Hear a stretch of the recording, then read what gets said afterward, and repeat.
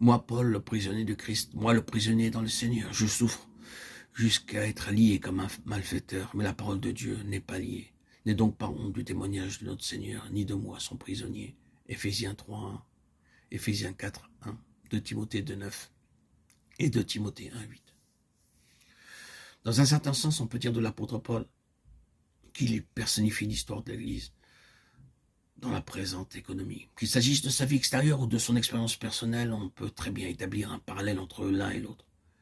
Il semblerait même qu'il y ait là un principe divin et que dans la nouvelle création, ceux à qui une révélation spéciale a été confiée en viennent un jour à pouvoir dire « Je suis pour vous un signe » Ézéchiel 12:11. Dans cette révélation s'incorpore à leur expérience jusqu'à devenir une partie intégrante de leur histoire.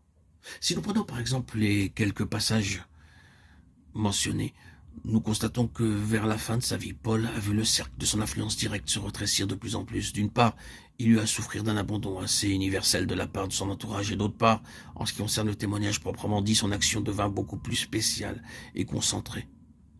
Or, ces conditions-là sont exactement celles qui sont prédites pour le temps de la fin. Et il est très significatif de voir justement dans cette lettre à Timothée, la lettre de la fin, plusieurs passages ayant ce caractère annonciateur. Il se trouve donc que cette phrase « le prisonnier dans le Seigneur » est à la fois prophétique dans sa signification et merveilleusement suggestive des moyens que Dieu emploie dans sa souveraineté au temps de la fin.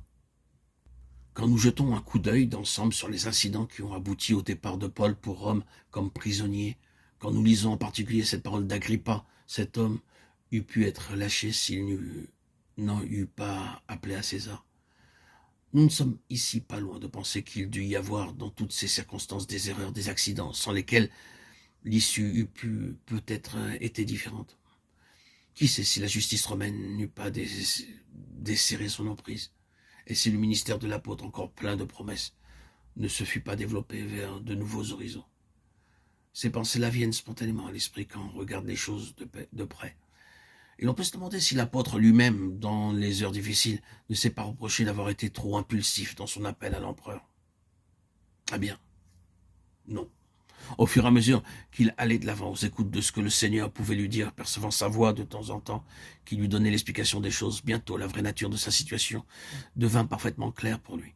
Quelle que fût dans son arrestation et dans l'évolution de son procès la part des facteurs humains, il y avait dans tout cela et au-dessus de tout cela le souverain gouvernement de Dieu. Et s'il était en prison maintenant, ce n'était pas de l'empereur qu'il était le prisonnier, mais du Seigneur lui-même. Paul, prisonnier de Jésus-Christ. Il lui fallut du temps sans doute pour accepter de donner à son emprisonnement cette interprétation-là. Il ne voyait probablement pas très bien ce qu'elle lui réservait, ces chaînes que le Seigneur avait mises sur lui. Peut-être entretint-il l'espoir que son procès serait court et sa libération plus ou moins rapide. Il sent bien, d'après sa correspondance, qu'il ait caressé le projet de poursuivre son ministère parmi les saints. Il lui était si cher. En fait, il eut probablement une courte période de liberté après son premier emprisonnement. Pour finir, cependant, il accepte de bon gré ce qui lui apparaît toujours plus clairement comme étant la volonté de Dieu.